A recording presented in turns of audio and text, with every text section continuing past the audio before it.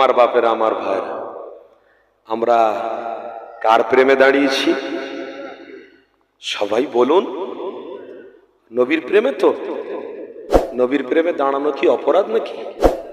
ঠিক বলছেন না? এখন সব বেরিয়েছে বাপ হারাম। হারামের কটা ভাগ জানে? যে হারাম বলে তার বাড়ির লোক হয়তো মদ খেয়ে রাস্তায় শুয়ে থাকে। কথা ঠিক না ভুল বলছি? নাহলে সে হারাম বলবে কেন? আমার মুজাদ্দিদে জামান দাঁড়িয়ে রসুলের প্রেমে সালাম পড়েছে। আমার দাদা পীর কি ভুল করেছে নাকি? আমরা বলুন বলুন। আপনার তো ফুরফুরা সিলসিলার মানুষ তো নাকি? এলাকার মানুষ তো নাকি? তাহলে ভয় করছেন কেন? আপনার আব্বার সালাম পড়েছে না পড়েনি? কার প্রেমে পড়েছে? কার প্রেমে? নবীর প্রেমে। তো নবীর প্রেম দেখানো কি অপরাধ, অন্যায়? কে কি বলল তার কথা শুনে আমরা কি পরিবর্তন হয়ে যাব নাকি? হ্যাঁ, তার আব্বারাও দাঁড়িয়ে সালাম পড়েছে। তুমি এখন বাজার গরম করার জন্য, বিভেদ তৈরি করার জন্য, তুমি দুশ্মনী বাড়ার জন্য তুমি উল্টো পাল্টা বলতে পারো, কিন্তু তুমি জানো তোমার আব্বারা দাঁড়িয়ে সালাম পড়েছে। যদি বলো কে? আশরাফ আলী থানভী রহমাতুল্লাহ আলাইহি, তিনি একটা কিতাব লিখেছেন মজলিসে হাকিমুল উম্মাহ, 231 নম্বর পৃষ্ঠার মধ্যে আছে। দেওবন্দি একজন আলেম বলছে দাঁড়িয়ে সালাম পড়াটাও দুরুস্ত। জোরে বলুন। দাঁড়িয়ে সালাম পড়াটাও আদব, দাঁড়িয়ে সালাম পড়াটাও প্রেম, দাঁড়িয়ে সালাম পড়াটাও ভালোবাসা।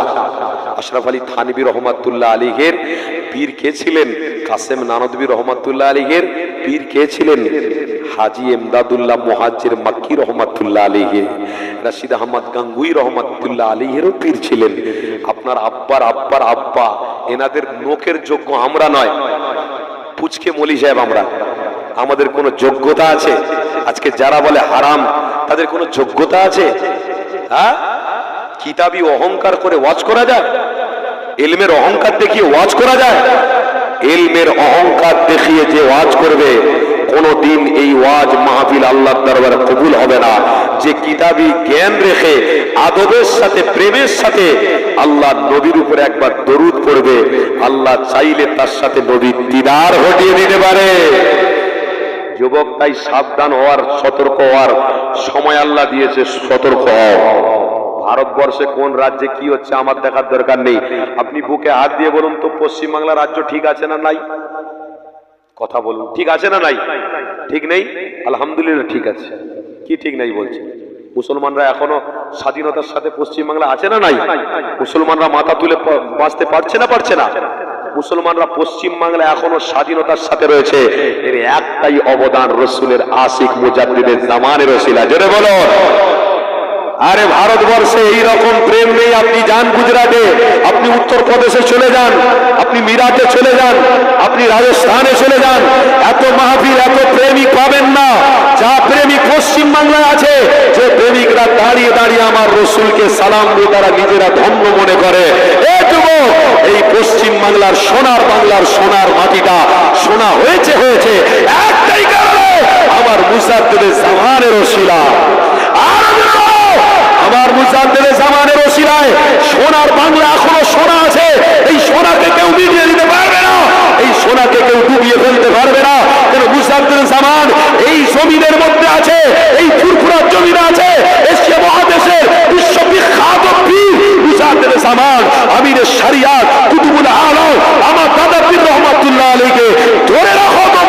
তোমরা সালাম পড়বে, পশ্চিম বাংলার রহমত আল্লাহ নাজিল করবে। বলে দিয়ে গেলাম, নবীর প্রেমে সালাম পড়বে, আল্লাহ রহমত নাজিল করবে।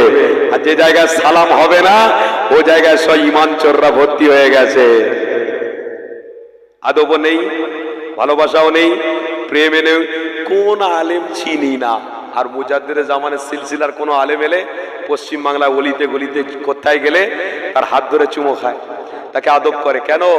আমার মুজাদ্দিদে জামানের সিলসিলাটাই হলো কবুলিয়াতের। তাই মুজাদ্দিদে জামানের লাকাব নিয়ে যারা হাঁটে আল্লাহ তাদের পক্ষবাদী নিয়েছে। জোরে বলল। হ্যাঁ, বলে দিয়ে গেলাম, আপনারা সিলসিলার মানুষ, সাবধানতা অবলম্বন করুন। তাহলে আমরা দাঁড়িয়েছি কার প্রেমে? কার প্রেমে? নবীর প্রেমে। অপরাধ করেছি নাকি? ভুল করেছি নাকি?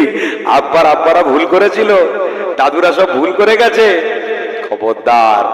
আর একটা কথা বলি, আমার মুজাদ্দিদে জামানের পূর্বেও দাঁড়িয়ে দাঁড়িয়ে বড় বড় শায়েখ মাশায়েখরা সালাম পড়েছে। জোরে বলুন বাপেরা।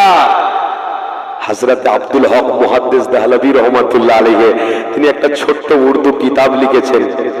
যাক, আমার পীর সাহেব হুজুর আসছেন।